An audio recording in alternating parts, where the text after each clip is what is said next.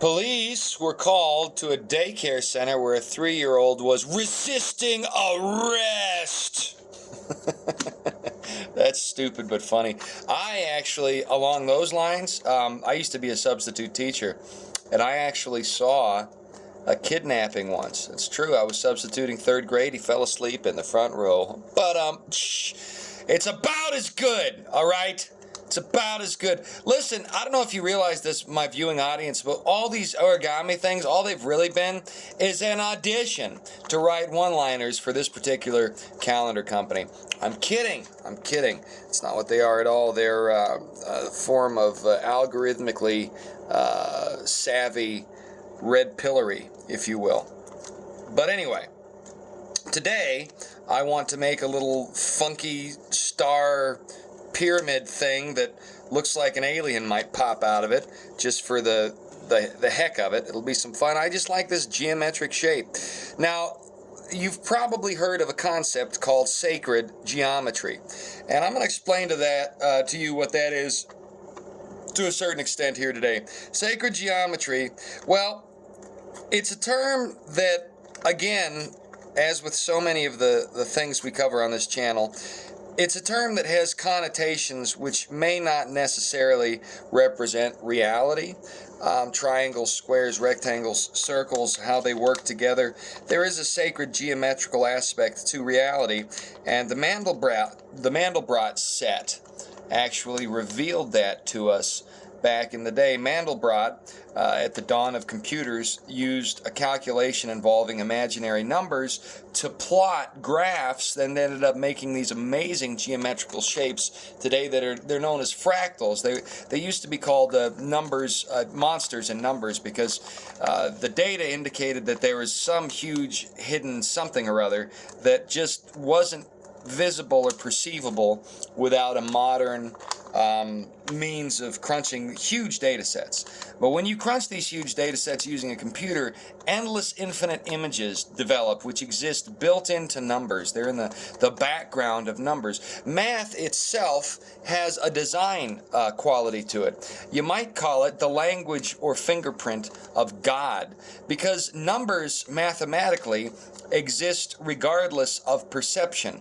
We didn't invent fractals. We discovered fractals. They're something that exists inherently within numbers, regardless of our opinions on it. Now, numerical relationships of an absolute quality like that cannot exist in a non-guided, uniformitarian universe formed on deep time. All deep time advocates do is switch Chronos for Yahweh. They're both religions. They're just well, one is sort of an honest religion, and the other is, it's kind of sneaky. So when we talk about sacred geometry, what we're talking about, really, we're talking about an occult definition of an existing phenomenon that's very well known. It's very straightforward. So bear with me here what I'm doing. We fold this guy in here, and then we're going to flap him into a, see what I did there? But you want to make sure you get the ratio right there. And we're going to do that all the way around. So origami is a really great expression of that, because it shows how certain equilateral movements can result in opportunities that wouldn't exist otherwise. That's why this is New World origami, red-pilled origami, is because I'm showing you to a certain extent, I mean, I've only got a limited vantage point on this myself, some of the secrets, the ideological secrets that are being used by these elites. Look how those little folds create a triangle where once was a square. So it's very interesting stuff. So there is a sacred geometry, which is really just a way of saying there is a designed aspect of reality inherent to existence that, like ones and zeros on a computer, hems in the reality we inhabit. You understand what I'm saying there? Basically, the concept of sacred geometry is itself a proof of inherent design in all creation. So the occult concept, which utilizes these things for manipulation, remember, witchcraft is as the sin of rebellion. It's rebelling against the sacred created order for the purposes of selfish ambition. All that's really going on there is they're incidentally proving two things. One, God exists. God's real. I think I went upside down on these. 1, God exists and is real. Number 2, they are in rebellion against him. Number 3, their rebellion is a defunct exercise in futility, because if the natural order has built-in thresholds, limitations, and geometrical patterns that have been designed, to try and use those against the designer of reality, that's Sisyphusian. There's no way you can do that. It's an exercise in madness when you get right down to brass tacks and words of that ilk. So, yeah, sure, there is a sort of sacred geometry to existence, but the existence of sacred geometry is not a proof against God. It's a proof of God, you see.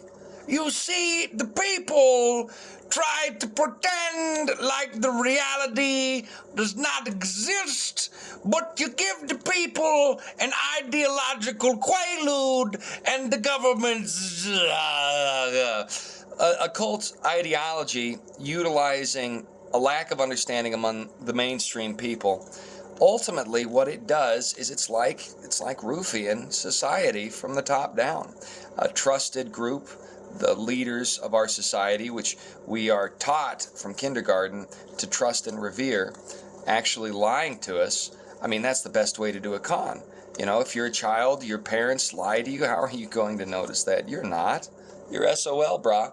And now imagine you're a child of the state.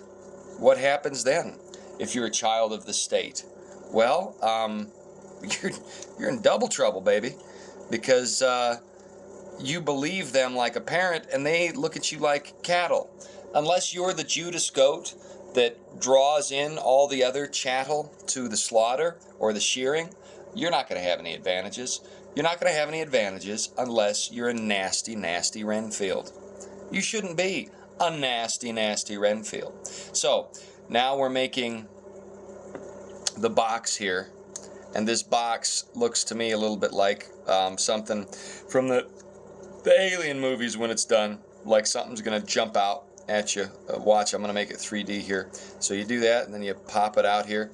And we did that fold earlier so that we could flatten out the base here. Now this is the hard part, getting this base flat. But once you get the base, no treble, you're going to be able to. And there's something to the way music frequencies resonate as well. There's an inherent design to it. And you shouldn't try and manipulate it. Just do, you know, God asks you to do stuff, do that. Don't be a stinker. So there you go. We have our fun little box star thing.